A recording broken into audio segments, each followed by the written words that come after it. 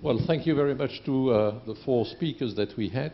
I believe that Commissioner Kroes will come within short. So I don't know if there is a very urgent question. Otherwise, I would like maybe to go on with the question that was asked this morning about differences between continents in doing business.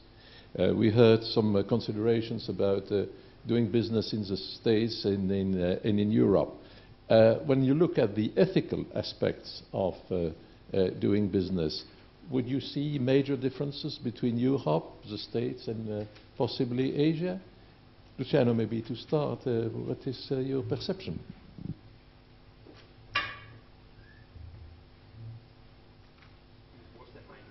This one was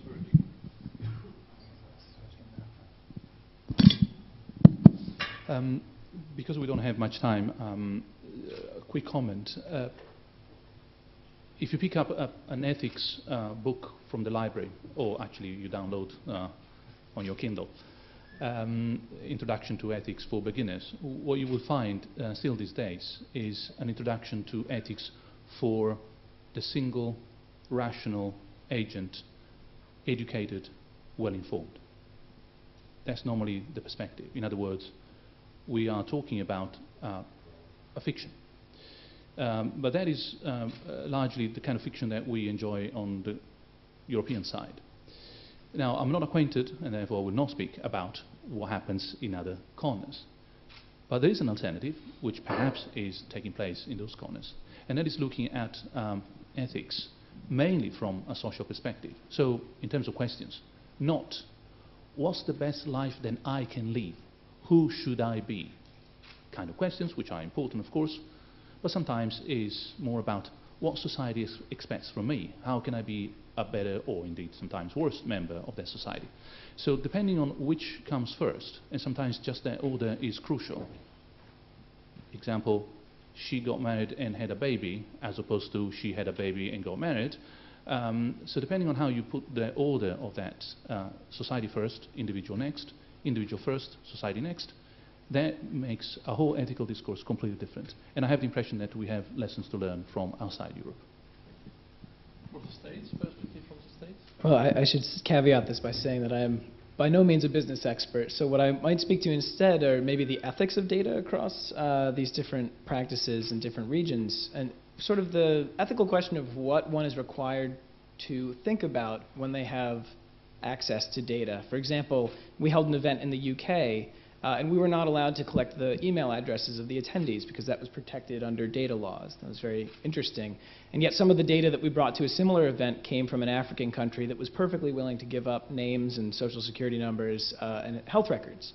And so if you're operating now with these boundaries dissolving, what are the ethics of using data like that you might have access to? I don't actually have an answer as much as that I'd like to hear from other people about what they think the solution to this is. But I can almost guarantee that that's going to be a very big aspect of doing business, especially as you have large US companies actually holding a lot of our data. So I'll simply leave that as an observation. A global view? Very quickly, the answer is yes. Let me just take an example. If I look at, for instance, the risk of, of a product liability, in the Asian economies, they usually let's put it this way: if a product breaks or if it explodes in your pocket, who would you blame? Well, in Asia, you blame the government because because they let the product out on the market, which is the reason why, for instance, for many years, everything from skis to food goods to electronics, everything has to be approved by the government. This is the natural instinct for the social contract in many Confucian societies are completely different. For us, I mean us Europeans, this is a trade barrier. And of course, it's very easy to enforce rules to say, the classic joke among trade negotiators that Japan once said in the 80s that we need to have a licensing and testing scheme for European skis. Why? Because Japanese snow is different. Because the snow in Hokkaido is different from everywhere else in the world. And I thought this was a huge joke and a protectionist excuse, until actually I went skiing in Hokkaido and broke my knee, but that's a completely different matter. I think it had more to do with my skiing skills. But there is a completely different view of the liability. In Europe, we tend to blame the economic operator. And an extension of this is not necessarily who should be liable from an ethical perspective, but who can you actually get. If, let's say, a lot of questionable things are happening in your internet cable, you can't get the thief, so you go after the telecom company who's actually making money out of it. This is a lazy way of regulation to a certain sense. Just one example of how things can go wrong two different ways. But the question about who is liable, this is completely different depending on which culture you come from. Just very briefly, from my perspective, I think it's ethics and morale are very individual. So if I sign up to a service where I'm sharing my personal data with that service and I get some benefit out of that, I need to check as an intelligent human being if I'm okay with the sort of ethical use of my data. So it means if I'm signing up for, say, Gmail, offers me a free email service plus all kinds of other additional services to it, I also need to understand that obviously Google is a commercial organization and they will use my data in some way that I might not agree to. So I need to inform myself before I blame somebody else to actually, deal with my or violate my data privacy. I think my private data should be my private data, and I should be in a position to control my private data in the way it is used. I share it, or maybe it is analyzed as well. So talking about anonymization, I think it's just sort of, it's a second step towards sharing data. First of all, I need to share my data and I need to be okay with the use and the access to that data. That would be, for me, the sort of individual responsibility for ethicality of data. Can I raise a point on that, which is maybe for discussion? I think that would be great if we knew what we were exchanging our personal data for, but it seems to be that there's an imbalance in this information economy. If I give $5 for an apple or whatever, the food, I actually, it's funny, I have to distinguish. I know what I'm getting. I kind of have the relative sense of what that money could buy me elsewhere. But if I accept that a Facebook app in exchange for letting it read my wall, I don't really have a good sense of what I'm giving up. And so I would think that would be a nice idea, but I would like to see a more open economy, an idea, a more of a sense of what I was actually giving up, and some way of telling the public what that data was being used for, ethically or otherwise.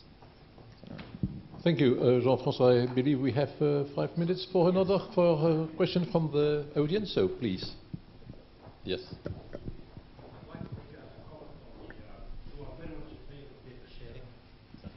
Though I'm very much in favor of data sharing, as you might have guessed, I do have a comment on the last remark about the individual choice. It might link back to the earlier presentation about where's the individual versus society. If you as an individual always have to make a judgment and you're going to measure this against an economical benefit, that's a very poor society. For me, that's a very poor society. If you monetize your benefits and your data is only measured in that respect, that's a very poor society for me. I think the individual and that his choices would also only be driven by an economical benefit. I think that's much too narrow for us to make decisions on. It's very clear that as a group, you make other decisions as an individual, yes? And it's necessary that we make decisions as a group. And so I'm all in favor for group enforcement of certain rules and regulations and so on. What I found strange about the current debate on the Data Protection Act is that in fact it starts from an individualistic principle and proposes it as a general rule for everyone. And that's where there's a mismatch. You cannot, it's strange to say the data should be in an individual box. You have to have the individual choice, and we're going to enforce that throughout society. I think for me that there's a fundamental mismatch there, and that's perhaps where it links to the professor's discussion about where's society and where's the individual. Just a remark. Just very briefly to that, I think it's absolutely right. There's certain sort of the greater good, I think you mentioned that before, for society or for healthcare or whatever it is. I think currently I do not feel in a position to understand that greater good, and the decision if this is actually in line with my moral understanding is made by somebody else, because I cannot control my private data. I'm not talking about generally available open data, but really my very personal data, so my patient history, for example. At least I want to be informed what this is used for, and I want to have the ability to say no, because I do not agree with the way it is used. We had a discussion around over lunch again, different topic, but I think it illustrates quite well what could come out of this. So Robert Oppenheimer, the inventor of the nuclear bomb, if you don't know, he was a scientist with probably the best intentions to resolve this formula that he had no solution for. And when he realized what he'd actually done, even though he was probably not the only one who was able to do that, but he was the inventor of that. So he had a very bad conscience. And it's all about this kind of like, what are things used for? And we had this debate before in the US. It's much more open, so let's try it first and let's be innovative and then find out what the issues are, and later actually come back and sort it out. In an environment for the nuclear bomb, that would actually not lead to a very good, I think, conclusion. Okay, well, thank you very much. So with that, I believe we can conclude our session. We have the honor and the pleasure to welcome our Commissioner and Vice President. Thank you very much. So, gentlemen, thank you very much, and